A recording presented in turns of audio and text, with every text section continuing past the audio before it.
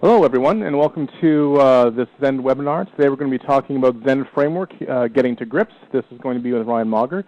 Ryan is actually a Zend Framework contributor. There's been actually several components within Zend Framework that he has contributed to.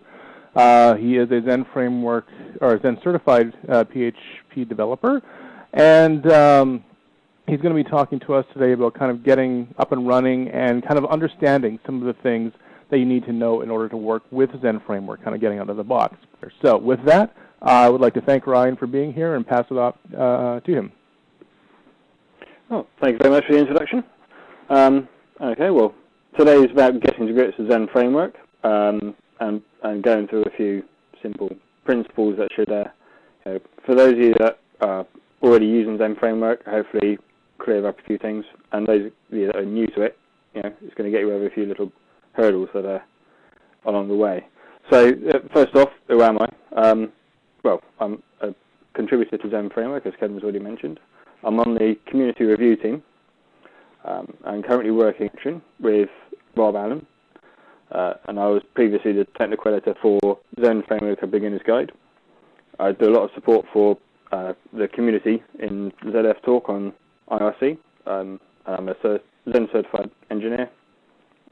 And obviously lead developer at Leaf Media, where we do a lot with Zend Framework. It's the framework that's at the core of most of what we do. So we're using it day in, day out, most days of the year. So the things you're going to take away from today's talk are largely the fundamental concepts that are going to help you to figure things out for yourself. So I'm not really going to be telling you how to do things specifically. It will be where you need to look and what you need to know so that you know where to look for yourself. If you're an absolute beginner, some of these things may be a little bit beyond you at the moment. Some of them may be a little bit beneath you. If you've been using Zend Framework for a while, you might know a few of these things. I will be doing a live code demonstration in the middle, roughly, to do with decorators. So if you're stuck with decorators, you'll probably enjoy that bit no matter what level you're at. There are obviously two tutorials which are really great places to start. Acrobats is possibly the most notable. It does a really good job of keeping it nice and simple and accessible for everybody. And then there's the official quick start. I recommend you do them in that order. Rob's tutorial is slightly more accessible for the lower level people that are really just coming onto Zend Framework for the first time. And something else that you should really do, that's quite important, is keep yourself a little sandbox. Keep a project on the side. Every time you do something new, build an example in your sandbox and keep hold of it. So that when you come back at a later point and you've already beaten one little problem that you've solved before, you hit that problem again, you'll be able to easily reference it if it's in a sandbox. If you've got to dig through an old project's code, you're going to find yourself fighting with the rest of the code around that project in order to find where that solution was that you found. So, where do you go? Well, the first thing you really need to learn is the dispatch cycle. And there's auto-loading, plugin loading, resource loading, easily confused. Plugins, helpers, the common tools that are in Zend Framework that you should really be building yourself as well as using the built-in ones to enable you to build more rich applications. Modeling is a big mystery to a lot of people because there's no clear model defined by Zend Framework, so you have to actually come up with that bit yourself. And then there's obviously things like the forms, the decorators, validators, and filters, which a lot of people, they struggle to get to grips with them.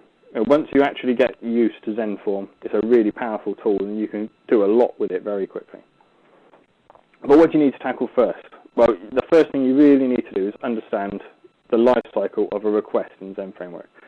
And following that, you still need to understand it. And it is really important. You're not going to really grasp what's going on inside your application unless you understand what's going on under the hood of the MVC dispatch.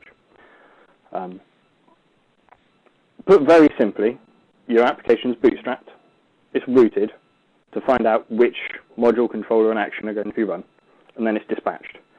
It sounds nice and simple, but I went around this flowchart, and it's a bit scary, really.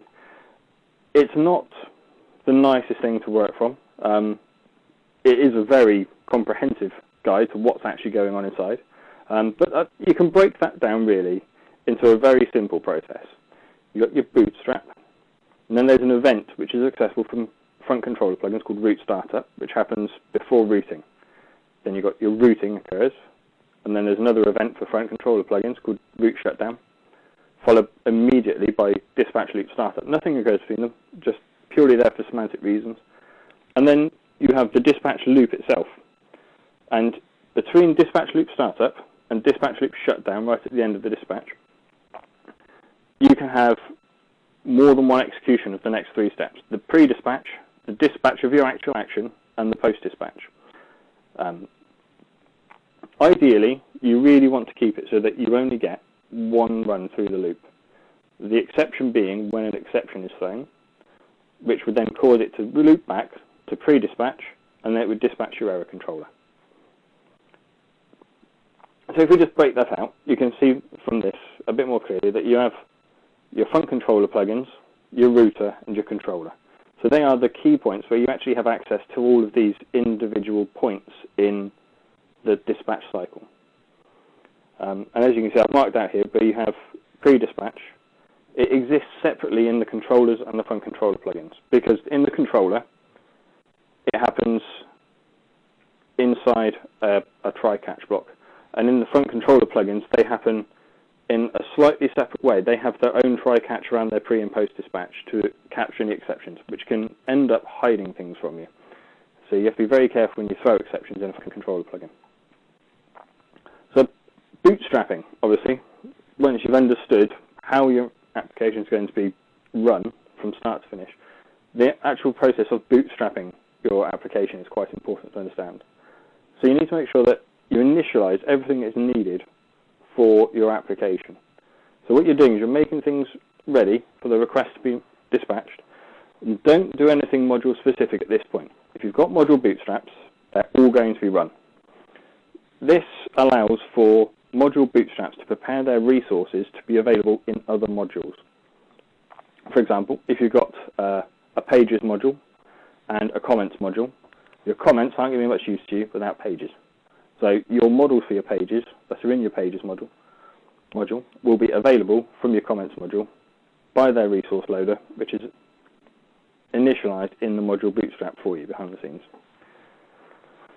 And it's quite important to remember that you actually need a module bootstrap even if it's empty, because it does a couple of things for you behind the scenes, such as creating a resource loader. So it's an auto loader for your models and your forms and things that are inside each module. How to prepare your module bootstraps? What I would recommend is for most people is to not put the default module inside the module directory. So this is the configuration that I would recommend most people use. The first line of in your application.ini that's relevant to this is the front controller module directory. Second to that is to set the controller directory for the default module. And lastly is a key to invoke the module's resource within Zend application. The module's resource doesn't take any arguments, which is why we've simply put the open and close square parentheses straight away, and there's no value being passed to it. That's simply going to tell it to load the module's resource, and from there the module's resource will go away and look for module bootstraps. And beneath here, I have an example of a module bootstrap for you, and this is simply initializing a REST controller for the contacts of the ABCD module. Two things quite important to remember is that each init that you run has to be protected and leads with an underscore. And the second thing would be that the name, so in this case REST, if you had a resource called REST from your configuration, and you had an init REST in your default module's bootstrap, so not in a module's bootstrap, but in the default module, that would actually overwrite the application-wide resource. So the most common one would be for someone to put an underscore init view in their default application's bootstrap, so they can add some style sheets and what have you. And then they discover that there's actually a views resource in Zend application, so they type resources.view. And they wonder why it's not using the settings that they've put in resources.view. And it's because underscore init has overwritten that resource inside Zend application. So moving on from your bootstrapping and bootstrapping your modules would be the front controller plugins. They're really useful to you because in each module you can define your own front controller plugins that are going to allow you to hook the different points in the request lifecycle. And one thing that makes it really useful for modular development is that you can hook specific to one module. So in the first line of each hook that you use, just check the request and see if it's in the module that you're interested in, and if not, you can just return early. Front controller plugins, obviously they provide your hooks into various points in the request lifecycle, and they will run those hooks automatically for you. They actually run independently from the action controller. They don't actually have access to it directly, and if you try to grab a hold of the action controller, you'll find that the way that the dispatcher works will make things very difficult for you. So always try to make sure that they're completely autonomous units. And they're easier to use if you don't have any constructor parameters, purely because then you can add it from the configuration. And here we have a couple of examples for you. The first one is how to register your front controller. Firstly, you need to set up an autoloader namespace. So if your controller plugin is called My Controller Plugin, set up an autoloader namespace called My. So it will know to load the My prefixed classes. If you want to register something just for a module, and you want to keep your module specific so that you don't have to go and change any configuration when you drop your module in, so it's a drag and drop, completely self-contained module, you can register it from the module's bootstrap. 3 lines here. If you use module name underscore plugin underscore ACL, for example, the module name prefix allows it to be resource loaded from within that module, and then you have your autonomous functions for that module running straight away without any need to add to the configuration. Action helpers are very similar to front controller plugins in some respects, and miles apart in others. They also allow you to hook the request lifecycle. They can run automatically or on demand. So you've got, for example, the view renderer action helper, which runs automatically and will render your view at the end of each action for you, so you don't have to call this render. On demand, however, for example, there is the context switch action helper, which you can invoke in the init of the controller and use it to tell it to render different contexts. So you can tell it to render JSON or XML or HTML, however you like. And there's also the redirect, so you can tell it to redirect through this underscore helper.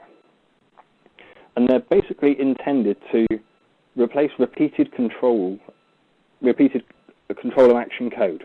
So you're thinking about not repeating chunks of logic all over the place. So every time you redirect, the code's going to be very similar. So what has been done for you by Zend Framework is that code's been put into an action helper. So you can simply call this underscore helper redirector and tell it where to redirect.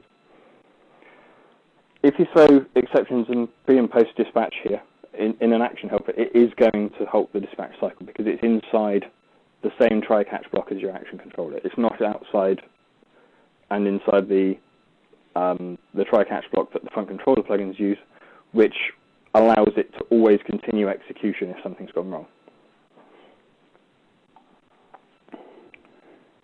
So if you want to add an action helper, there's 2 ways. Again, you can add it through the config. I've seen a few variations on this around, so if you Google for this, be careful because it might not work. It's basically the action helper paths is the key from the front controller that you need to make sure you use. With the prefix and the path, and this is because they're plugin loaded. When you add one from the configuration, you have to be aware that you can't automatically hook pre and post dispatch with it. If you have to hook to the pre and post dispatch, if you look in the code example here, we've got an explicit adding of an action helper through Zend controller action helper broker, add helper, and then an actual instance of the class is being passed in. This makes sure that it's not lazy loaded, so that it will actually be in the stack when it comes to actually call pre and post dispatch. So when you're choosing whether you're going to use an action helper or a front controller plugin, there's a pretty simple decision chart that you need to use here. The first one is, do you need to interact with it from the controller? If you do, it's pretty much got to be an action helper. There's code built into the action controller to allow you to interact with the action helpers, and the abstract action helper class will actually pull in an instance of the controller for you. Do you need it to be autonomous and hook earlier than pre-dispatch? If you want to use dispatch loop startup, root shutdown, root startup, or even if you want to go even later and use dispatch loop shutdown, it's got to be a front controller plugin. And here I've listed for you some examples of some front controller plugins and action helpers that are in the framework for you. You'll notice that I've grayed out the action stack one. Try and avoid it. If you have a look in the issue tracker for Zend Framework, there are a lot of issues with the action stack that are unresolved.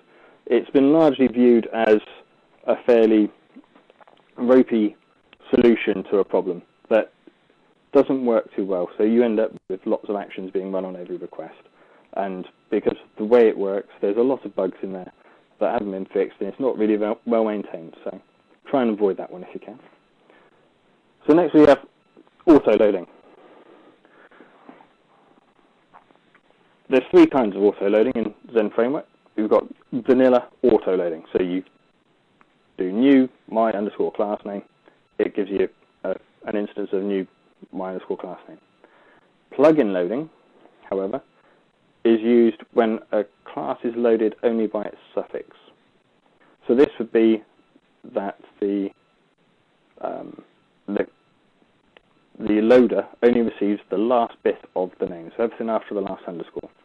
This is commonly seen with view helpers, the most common example. So if you use this URL, it's going to load an instance of Zend underscore view underscore helper underscore URL. And the plugin loader takes parts of prefixes and matches them up with the suffix to load it. And then resource loading. With the regular layout of folders within a Zend Framework project, you will see that before we had Zend Framework 1.8, we commonly had views and controllers, the pluralized folder names in there. Because of this pluralization, to keep things consistent, a resource loader was needed to allow you to keep up that naming consistency. So your models folder was called models and not model. Your forms controller is called forms and not form. So the resource loader was introduced to do that. So when we move on to go through each individual, you'll see the auto-loading. The most common examples of auto-loaded components are your library components that you would create explicitly with new. So you'll see in the bottom examples here, we've got new Zend form, new Zend DB, new Zend service, whatever you like to use from Zend service. And it's always following the pair naming convention. So it's using the underscore as a directory separator. So when you look in your library, you can always find where things are by simply transposing the directory separator from the underscore. Plugin loading takes the prefix name and to resolve the class name from a path. So you have the prefix of the class, so Zend underscore view underscore helper, and a path, Zend slash view slash helper. When it receives an instruction to load URL, it knows to look for Zend underscore view underscore helper in Zend slash view slash helper for the Zend underscore view underscore helper underscore URL class. It can work away from the include path. If you give it an absolute path to load, it will actually find the plugin that you want to load. And again, the common examples for these are view helpers. If you've ever created form elements with just the name text by using $form create element text, that's how that class is loaded. And you'll also see this a lot with action helpers. And then we have our resource loading. And resource loading is, again, just to reiterate what we went through a moment ago, it's resourcing things that don't map one-to-one with the file system, like auto-loading. So here we've got an example, application model page, loaded from application models page. And these three loaders, basically, because you now know where to look for everything that is being auto-loaded, you can instantly work out where you need to go to look for these things to work out how they're doing something. So if you want to know how the URL view helper is working, you know where it's loaded from. If you see another view helper that has been used by somebody else in your team and you don't know what it's doing, you'll know, right, okay, if I get the prefix path from the view and see all the paths that it's looking for, classes, I can go away and find that class and inspect the code myself. And the resource loader for each module is created automatically for you by the module bootstraps. So if you have a module bootstrap, it will create a resource loader with the correct prefix already set. So it will have a namespace of the module's name. So if we go through and just look at a few of the loaders in action and how they're being used commonly, as I mentioned before, you've got the add element. I mentioned create element before. The add element here, where a text box is being created by just its name text, and it's looping along the prefix path until it finds the correct class. And so to add your own prefix paths, here I'm using for example, Zend form, because there's a tricky autoload here that not a lot of people get straight away, and that's in order to tell Zend form where to look for a form element, you don't tell the element where to look for it. Obviously, you have to tell the form. This also goes for validators and filters. You tell the form where the prefix path is before you add your elements, and then you will be able to use these extra prefix paths with your elements. And so you can see here that you have, first of all, the prefix, secondly, the path. This is a relative path, so it's going to be from somewhere on the include path. And you can see that it's loading my form elements from my 4 classes prefixed with my form element. As you can see, it doesn't have to map one-to-one with the file system either.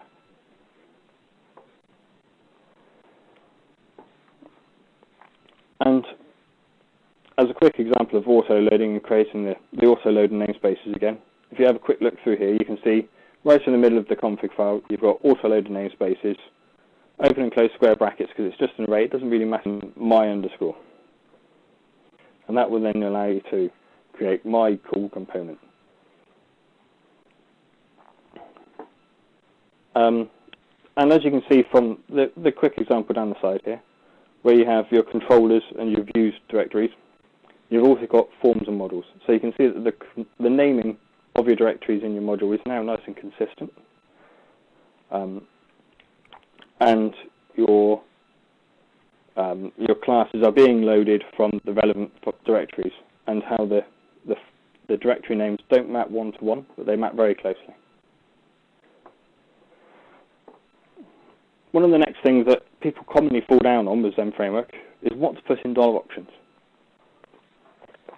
You'll see a constructor quite frequently will take an array of options in Zend Framework, and what's in it is quite often not very well documented. And this is because it was designed to be self-documenting. Almost every instance where this occurs, options is always an associative array. Each key in that array is then normalized and turned into the method name for a setter. So for example, foo would become setFoo, bar would become setBar.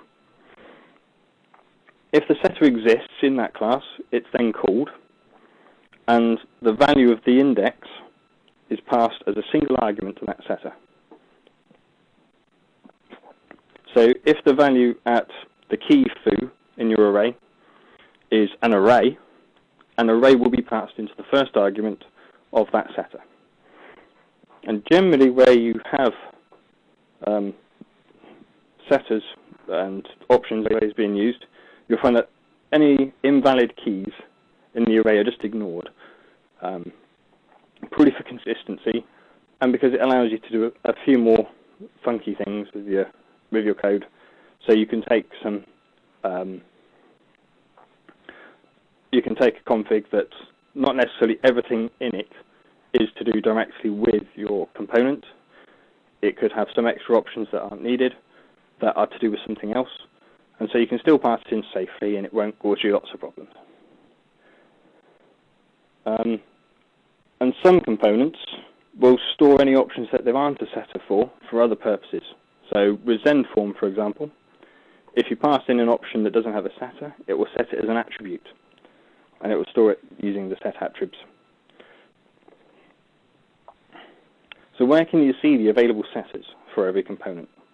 Well, the API documentation is a pretty fantastic resource for this, because obviously it lists every method that every class has. So you can simply glance down. They all start with set, so they're all in one group when you actually find a component. And then you can obviously see all the arguments and all the return values of everything. And setters will almost always return this. So if you ever have to call one manually, you can usually chain the calls. The next place to look for setters, so you can see what you can use as an option, is your IDE. If you simply put a new instance of your class on your IDE, you can then simply just type the word set on the object access modifier, the little hyphen chevron, and you'll get the list of everything that you've, every set that's available for that class. And obviously there is the manual, which, as I mentioned before, doesn't really document this very well. But some of the components, it does actually reference what these are. And the advantage of using these options arrays is it allows you a lot of flexibility. So, for example, with Zend form, because the way that the options arrays are used, you can not only create a form from a class and doing all of the work yourself programmatically, you could also use a config file, and the arrays are passed over each other and over themselves, looking for the setters for each key, and it can build your form for you from the keys in your arrays in your config. And it means that things are easily extended as well. So when you actually come to extend a component that uses a constructor like this, you will often find that it can actually be configured using an init, which will. Sorry, I'm just in need of a bit of water here. One moment.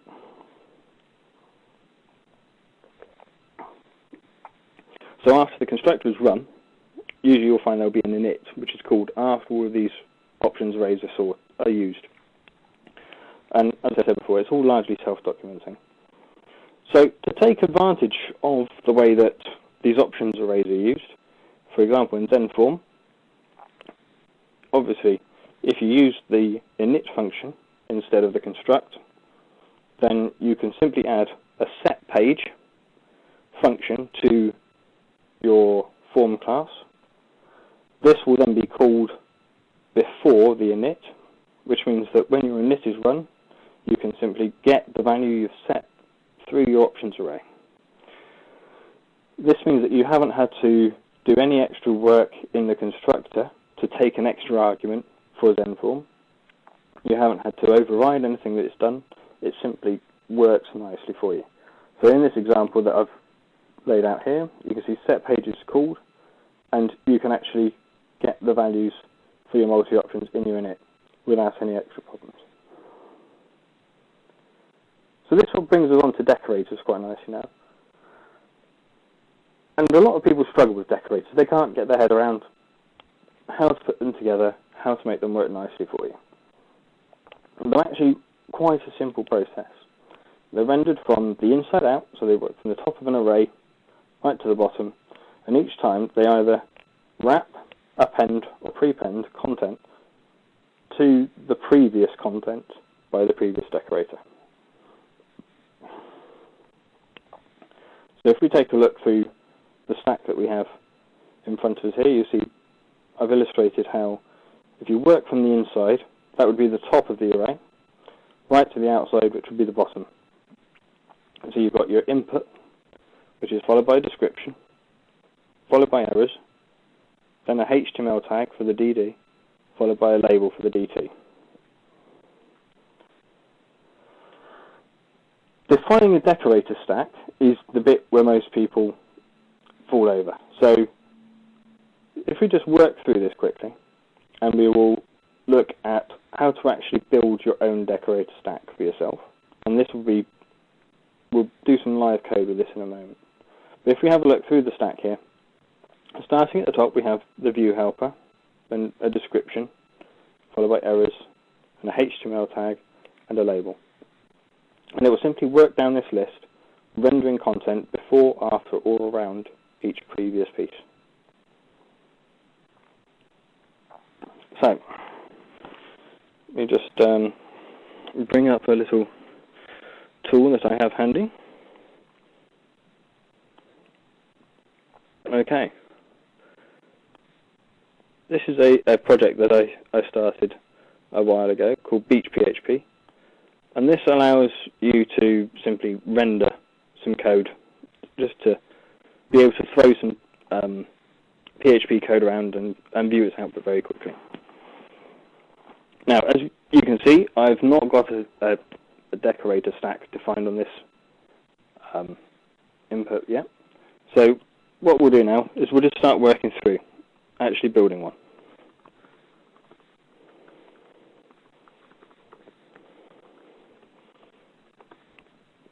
Okay, so if I set the decorator stack to an array and run the code, you see now there's no output.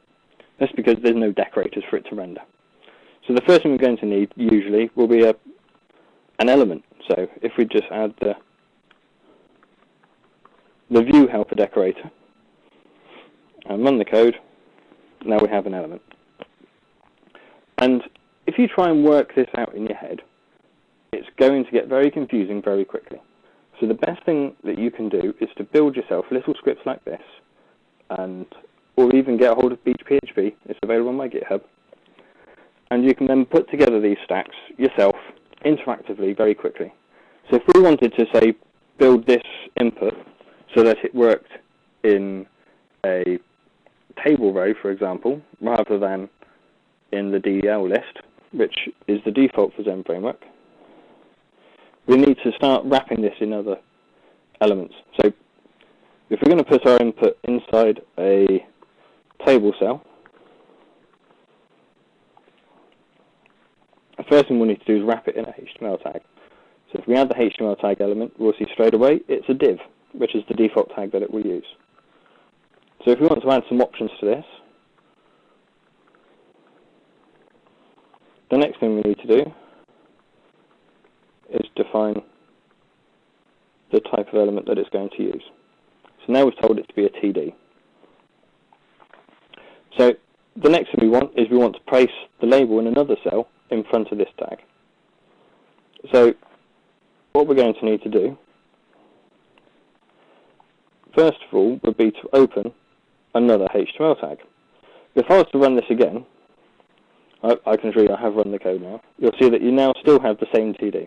That's because by default it will use the class name for the decorator as its reference in its stack. So in this case it will be HTML tag, and they both have the same reference. So what we need to do is quickly just alias that tag to have a different name. So we'll just call this one TD, and now we have two of them, which isn't much good to us because obviously we don't want it wrapped into table cells. So what we need to do next would be to tell it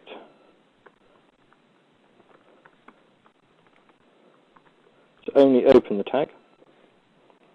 Now we can see that the previous the closing TD tag is gone. So now we need to put our label in between these two other tags that we have here. So if we place the label decorator in between those in our stack,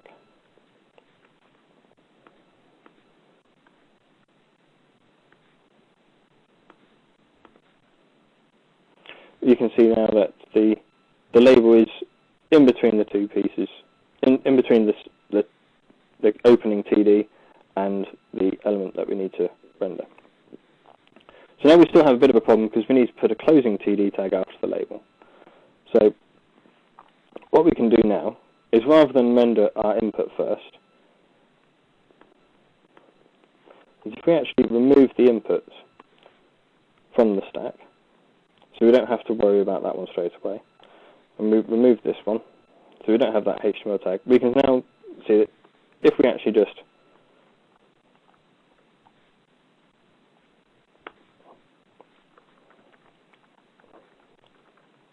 place a HTML tag around the label,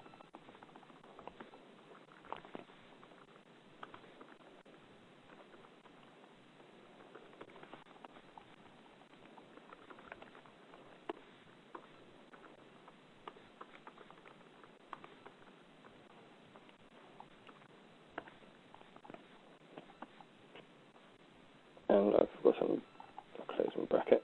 There we go. Oh, I've forgotten two of them. Now we have our label inside our table cell, and now we can create a new table cell for our element to sit inside.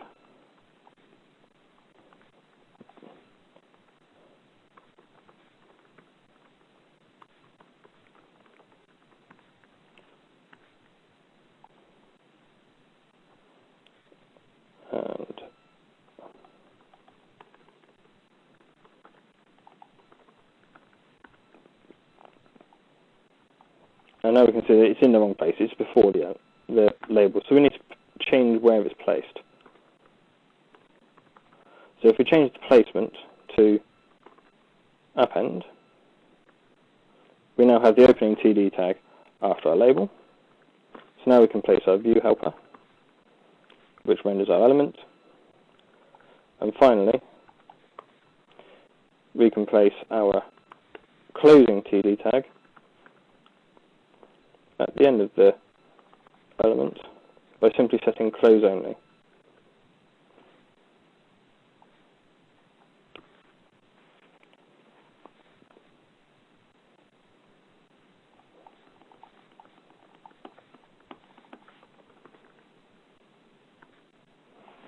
So now we have effectively the contents for a table row for our element, and we can go along and now wrap everything up finally in one last HTML tag, which is the rows tags,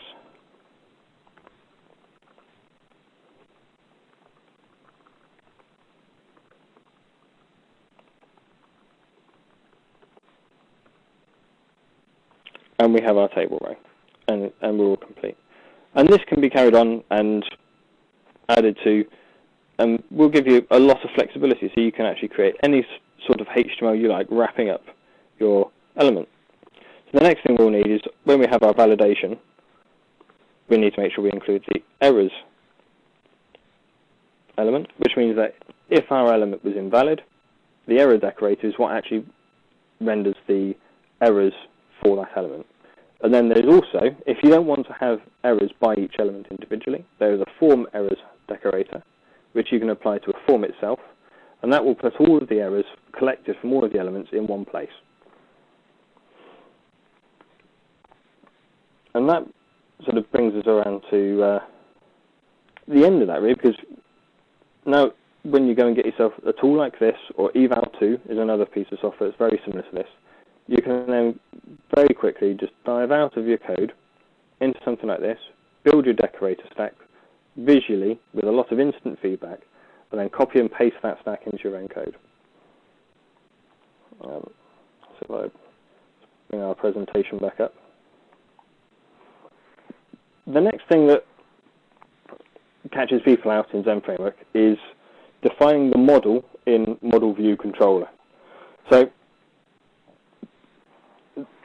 partly this is because of all the buzzwords that are involved. So you've got business logic, domain logic, services, service-oriented architecture, service layers, mappers, entities, models. So what are they all? Well, quite simply, The model of your application is your domain logic. And as you sit inside the MVC paradigm, and this is how Zend Framework interprets it, so you have the front controller and action controller making up the C of MVC. The view is obviously within Zend View, and then we have the domain logic, which isn't really defined for you by Zend Framework.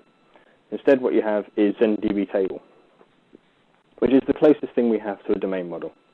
Now, it's not really a domain model which is a perfect solution for everybody. A lot of people argue it's not really modeling at all if it's an instance of a table or it's an instance of a table row. And for their purposes, they're correct. For everybody's purposes, they're not. And it's because it's what you make of it. So if it's useful to you for your domain models to be completely decoupled from the database, then that suits you. If it's not useful to you for that to happen, if you are doing a very simple, small project, and you don't have a huge deadline, you don't have a huge budget, ZendDB table used for modeling can be a very powerful tool to allow you to do that very quickly. And as you go through creating your entities, you will come across lots of variations if you look at a lot of people's projects. Some people directly extending ZendDB table. Others writing a mapper around ZendDB table, which would then fill their entities for them. Others will have an entity, then a mapper, then their database abstraction layer kept separate from it, so it's not wrapping ZendDB table. It doesn't have ZendDB table inside it. It's literally using the database abstraction directly. The patterns that you use to create your domain models are largely going to depend on more factors than what is the best thing. You know? Doctrine 2 is out now. It's the buzzword for a lot of people. You know. But is it necessarily the best thing to use? Well, there's a learning curve for Doctrine 2. There's extra maintenance to go on. If you use Doctrine 2, you have to learn how to maintain Doctrine 2 code. So the things you need to consider are the things that are what are actually important to you. The maintenance cycle of the application, the complexity of the application, the time frame you have to complete it, and what solutions are actually available and whether or not they actually suit you. There's Doctrine 2, Propel, PHP Data Mapper, and the list goes on. There's quite a lot of them now. What does Zend Framework support natively? Database abstraction. That's it. When Zend Framework 2 comes out, you can expect integration of Doctrine 2. So there will be integration points. It won't be shipping with Doctrine 2. There will be authentication adapters, pagination adapters, etc., which will help you leverage Doctrine 2 within your Zend Framework applications. And it is gaining a lot of popularity with Zend Framework developers on the whole. Why this is happening is because the guys at Doctrine 2 have spent a lot of time going back to basics, as it were, with how to model your data. So they've actually gone through and they've revisited the Martin Fowler's type and the design pattern books. You know, they've gone right back, taken all the fundamental principles and brought through a new way of working with data mappers, completely decoupling the mapper from the entity and the logic from the database. So you have a completely decoupled solution, which is fantastic for a lot of people. Obviously, it's not going to be fantastic for everyone because obviously then you have to actually learn Doctrine 2. You have to learn how to deploy Doctrine 2 projects. It may not be the best thing for you if you've got a week's deadline and you need to get something done and you know you can do it with database abstraction straight away. So you need to really weigh up what you're actually going to be doing with your project, how long it's going to last, and whether or not you actually have a huge requirement for a big ORM to sit behind you, or whether or not you need to just look at something that's going to be very quick and get you where you need very quickly. So thank you very much for listening. It's been great. You can follow me on Twitter, and my email address is there if anyone has any questions which aren't addressed in the Q&A now. So I think we now hand back to Kevin for any questions. Thank you, Ryan. There's actually a lot of interesting information there. I actually had not played with PHP. I'm actually, while you were talking, I downloaded and installed it, and I'm looking forward to ripping it apart. It actually looks pretty cool. So with that, does anyone have any questions based off of the talk that we have here? If you do have questions, do please put them into the Q&A panel, and we will get them get through them as quickly as we can here.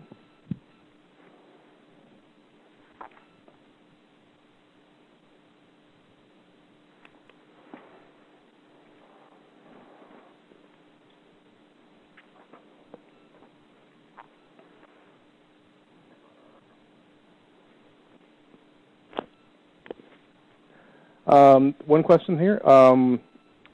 What do you need to do in order to get Beach PHP completely installed, up and running, and ready to go? That's a very good question. It's very much in the middle of a bit of a refactor at the moment. If anybody has seen the videos from my presentation in Manchester, it looked quite different a few weeks ago.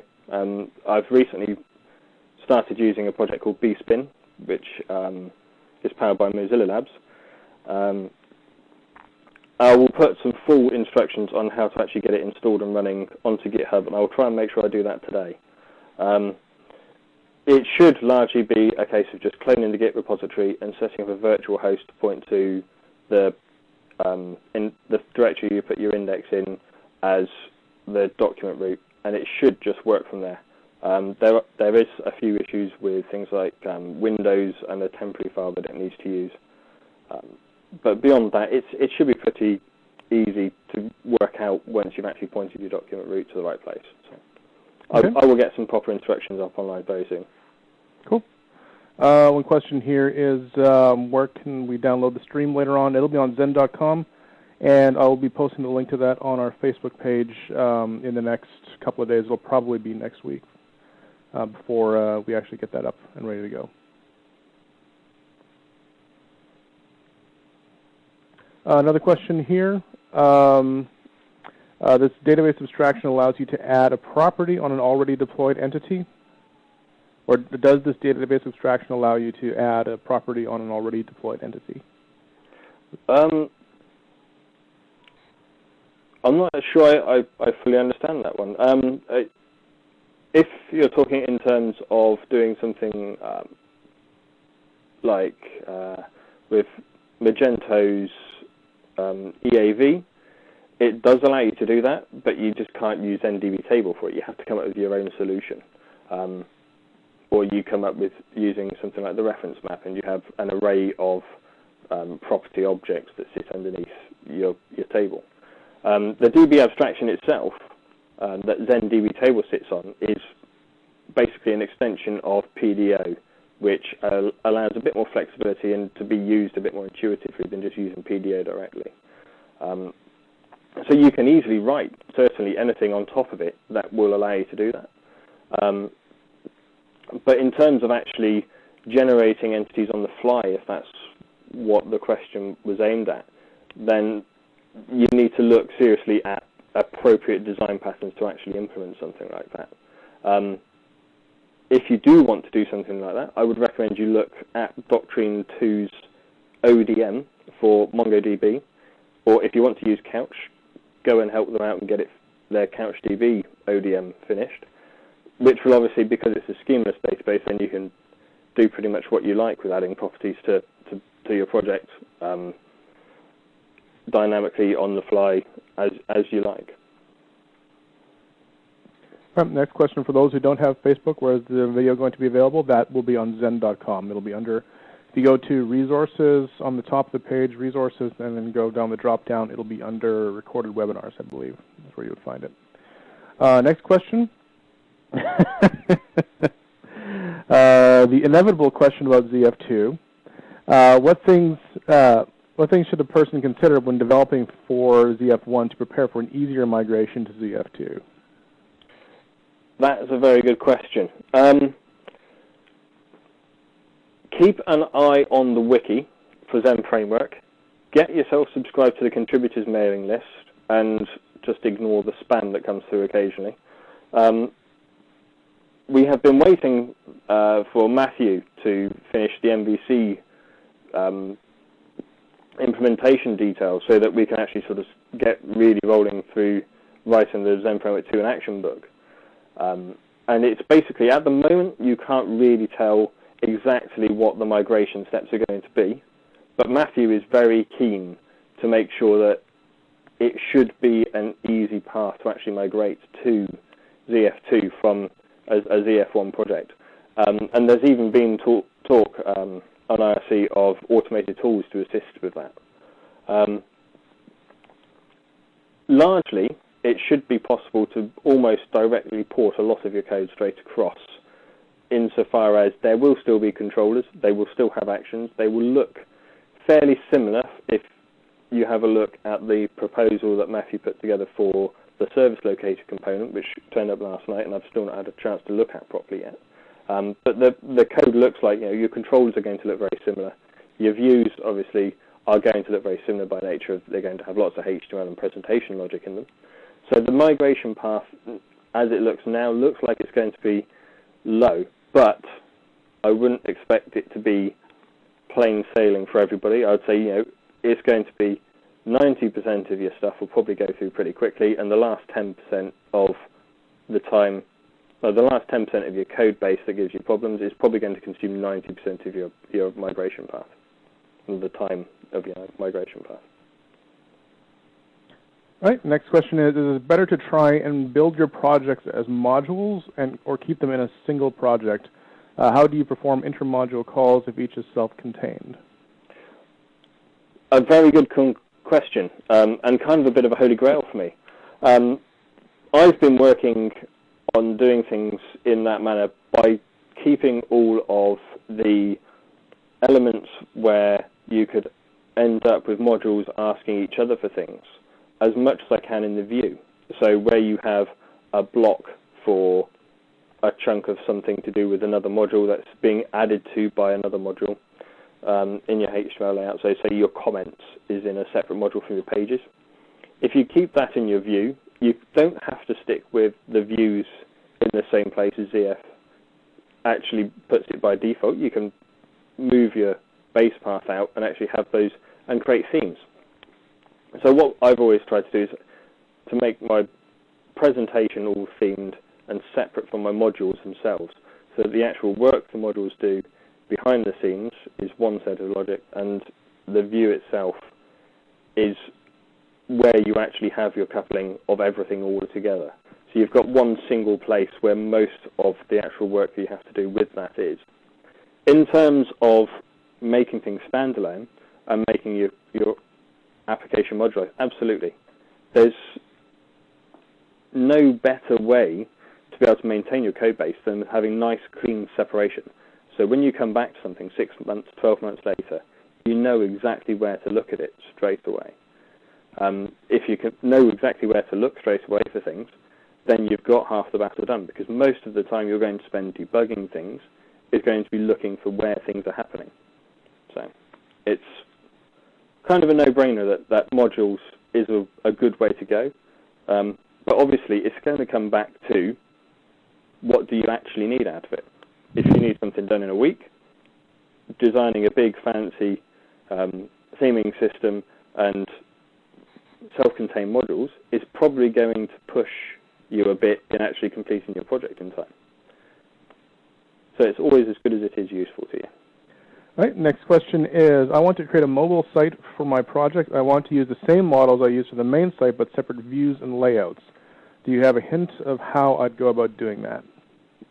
Yeah, there is a post by Matthew Wirafini on his blog, which is to do with context switching for REST. The fact that it's for REST, you can throw away. There is the Whirlpool library now incorporated in Zend Framework as of 1.11. So if you look at the principles Matthew's used, he's used the accept header in a front controller plugin to set the format, and then he's using the context switch action helper to switch between different views for an application. If you take those principles from that REST article, you can apply them, use your own logic to work out what the context is that you're being called. Is it a HTML request or is it a mobile request? Then you can put that out very simply and you don't have to change much logic in your control. Well, you shouldn't need to change any logic in your controllers, because you should simply have a new view with the same variables being passed to it, and you can just present that information differently. Yeah, the Whirlpool thing was something that I actually started working on. I did some work, not on, but using, and it's actually, for the most part, it's actually pretty accurate at determining whether or not only whether or not you're working with a mobile device, but what the capabilities of that device are as well. Yeah, absolutely. It's supposed to be a very comprehensive database. The only problem is where you have the Opera browser on mobile now. They are now pretending to be a desktop browser, so they're trying to make sure that they keep their signature as close to the desktop browsers as possible, which is throwing things out a little bit. So if you want to be up to date, then you do need to make sure you update the Whirlpool library as often as you can once you've got it running. Yeah, that's actually pretty cool. Takes a little bit to get it up and running, but it's nothing that anybody here wouldn't be able to do. Absolutely. Anything else for anybody else? All right, then. I would definitely like to thank Ryan for taking the time to present with us today. There's a lot of good information here. Check out BeachPHP. I've got it actually up in my browser, and I'm going to start hacking it as we get off the phone here. So thank you, Ryan. Thank you, all of our attendees here, for attending, and we hope to see you back at another Zend webinar in the near future. So have a good day. Thank you very much.